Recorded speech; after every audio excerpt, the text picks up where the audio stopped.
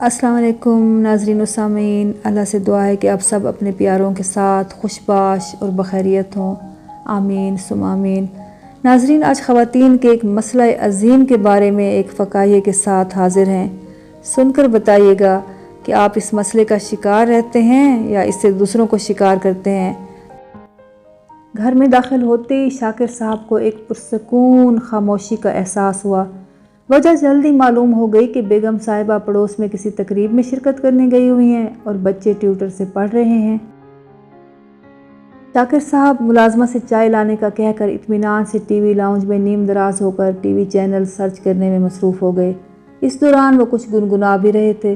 ایسی بے فکری کے لمحات انہیں کم ہی نصیب ہوتے تھے، لہٰذا وہ ان لمحات کو جی بھر کر انجوائے کرنے کے موڈ میں تھے، لیکن شاید انہوں نے اپنے حصے کی ساری بے فکری اور آزادی شادی سے پہلے ہی استعمال کر لی تھی۔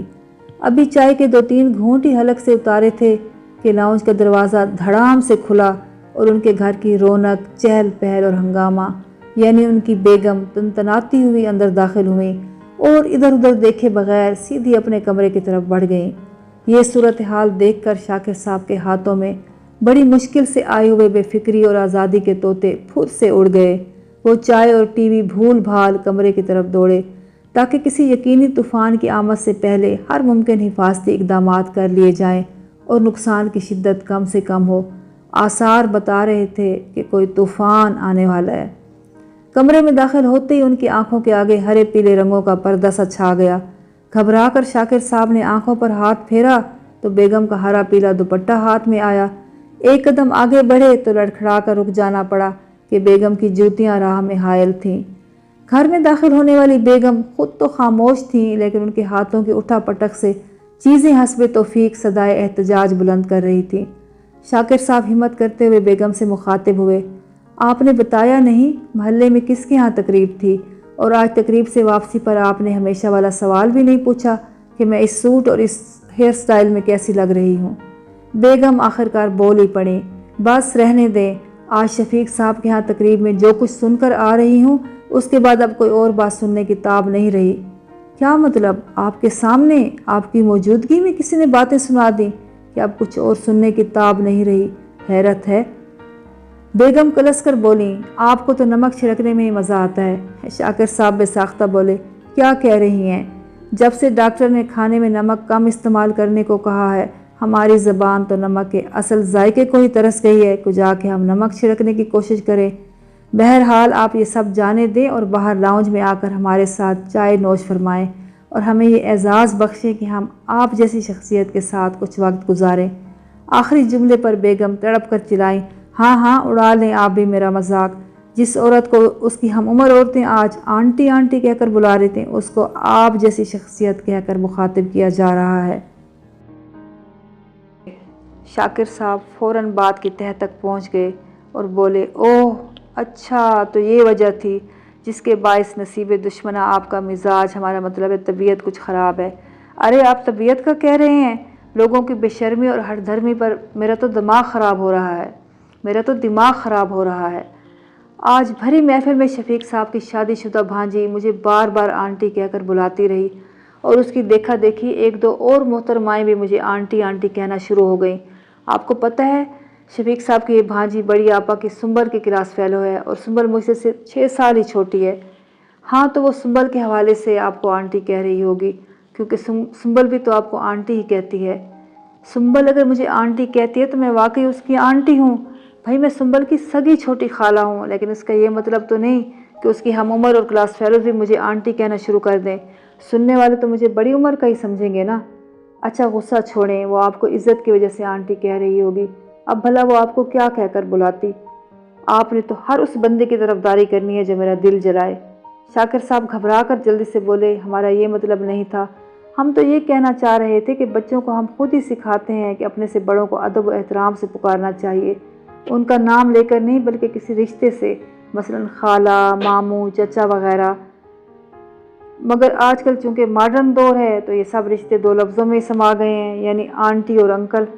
یہ اور بات ہے کہ جس زبان کے یہ لفظ ہیں وہ اہل زبان انہیں اپنے خونی رشتوں کے سوا کسی اور کے لیے استعمال نہیں کرتے۔ بیگم جھلا کر بولیں، میں بچوں کے بارے میں نہیں کہہ رہی، ان کی آنٹی کہنے پر مجھے کوئی اعتراض نہیں، मैं तो भांजी नुमा बहनों से तंग हूँ। क्या इनके लिए कोई ज़ाब्ता इखलाक नहीं? क्या ये अपने से चंद साल बड़ी ख़वातीन को बहन के लक़ब से नहीं पुकार सकती? इन्हें हर दूसरी औरत अपने से ज़्यादा उम्र रसीदा क्यों नज़र आती है और 3 और 4 साल का फ़र्क 30 और 40 का नज़र आने लगता है? शाकिर साहब बेसाख्ता बोले, ये तो हर औरत की अज़ली तमन्ना है कि वो हमेशा हसीन और जवान रहे। इसलिए बेशतर बल्कि 99% औरतों की उम्र 16 या ज़्यादा से ज़्यादा 20 साल पर आकर हमेशा के लिए पड़ाव डाल देती है। वक्त अपना काम करता हुआ बेशक आगे बढ़ जाए, मगर ये वहीं की वहीं रहती हैं। हैरत की बात तो यह है कि इन्हें अपनी बजाय दूसरों की उम्र बढ़ती दिखाई देती है।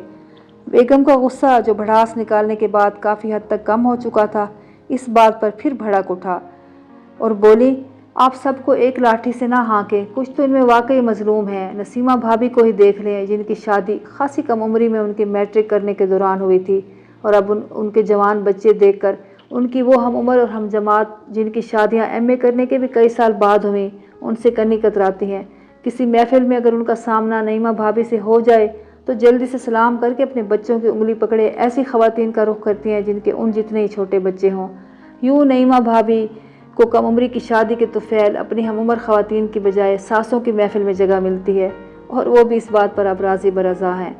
शाकिर साहब हंसकर बोले, गोया आप ख़वातीन ने अपनी उम्रें नापने का पैमाना अपने बच्चों की उम्र को बना लिया है, अपनी नहीं औरों की उम्रें। बेगम का जवाब फट से आया, चले जाने दे बेगम, अगर कोई आपको बड़ा कहकर ख़ुद को छोटा समझ रहा है तो ये समझकर दरगुजर कर दें कि आपकी वजह से कोई ज़रा सी देर को खुश हो गया। आखिर मुरवत और लिहाज भी तो कोई चीज़ है। आजकल मुरवत और लिहाज दिखाने वाले बेवकूफ़ कहलाते हैं। बेगम तनक्कर बोली, और बेमुरवत और बेलिहाज लोग दिल दुखाने वाले कि आप जब से आई हैं एक ही बात पर कुढ़ रही हैं। छोड़ें, मट्टी डालें इस सारे किस्से पर।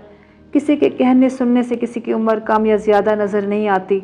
लोगों की ना नज़र ख़राब होती है ना यादाश्त, उन्हें सब पता होता है कि हकीकत क्या है। आप ये कुढ़ना और दिल जलाना छोड़ें और खुश और मुतमईन रहें, क्योंकि खुशी और इत्मीनान ऐसा टॉनिक है जो हमें हमेशा जवान और हसीन रखता है।